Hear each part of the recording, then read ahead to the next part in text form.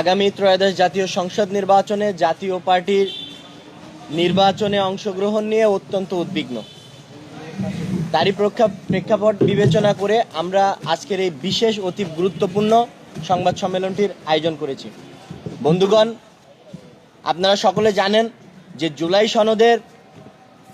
জুলাই সনদের ভিতরে যে সংস্কার প্রস্তাব করা হয়েছে, সেই সংস্কার প্রস্তাবগুলো বাস্তবায়নের লক্ষ্যে মূলত গণভোটটি করা হচ্ছে।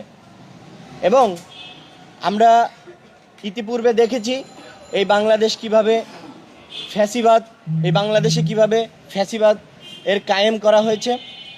আমরা স্পষ্ট করে বলি, আমাদের ট্যাগ লাইন দিয়ে যদি বলি, তাহলে ছাত্র অধিকার পরিষদ সরাসরিভাবে এই গণভোটে হ্যাঁ এর প্রচারের পক্ষে থাকবে। এবং আমরা বলতে চাই, যদি এই গণভোটে হ্যাঁ বিজয় লাভ করে, তাহলে এই দেশে চিরতরে ফ্যাসিবাদের কবর রচনা হবে। যদি গণভোটে হ্যাঁ জয়লাভ করে, তাহলে স্বৈরাচারের আর কখনো উত্থান হবে না এই বাংলাদেশে। এই গণভোটে যদি হ্যাঁ জয়লাভ করে, তাহলে আমাদের পূর্বের মতো তত্ত্বাবধায়ক সরকার আবার ফিরে আসবে। আপনারা জানেন যে সরকারে থাকা অবস্থায় সেই সরকার দিয়ে যদি একটা নির্বাচন পরিচালনা করা হয়, তাহলে ওই নির্বাচন কখনো অবাধ, সুষ্ঠু এবং নিরপেক্ষ অংশগ্রহণমূলক হতে পারে না। তাই আমরা বলতে চাই যে এই গণভোটে আপনারা হ্যাঁ ভোট দিয়ে জয়যুক্ত করবেন এবং তত্ত্বাবধায়ক সরকারের যে ব্যবস্থা, সেই তত্ত্বাবধায়ক সরকারের ব্যবস্থাকে ফিরিয়ে আনতে সহায়তা করবেন।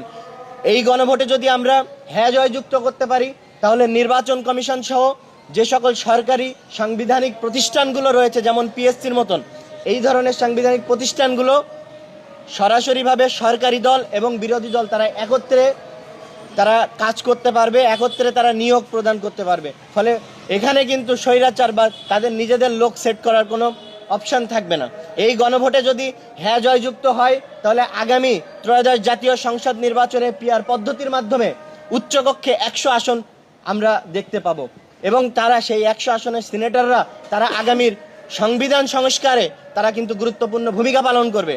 এবং এই গণভোটে যদি আমরা হ্যাঁ ভোট প্রদান করে জয়যুক্ত করতে পারি, তাহলে এই দেশের নারীদেরকে এই সংসদে অংশগ্রহণের যে একটা বড় ভূমিকা থাকবে, সেটা কিন্তু সামনে আসবে। সবচেয়ে গুরুত্বপূর্ণ যে বিষয়, এই গণভোটে যদি আমরা হ্যাঁ ভোট দিয়ে জয়লাভ করাতে পারি, তাহলে আগামীতে একটা নিয়ম কিন্তু করা হয়েছে ঐক্যমত কমিশন থেকে, আপনারা জেনে থাকবেন যে পরপর 2 বারের বেশি, অর্থাৎ 10 বছরের মেয়াদের বেশি কেউ প্রধানমন্ত্রী থাকতে পারবে না।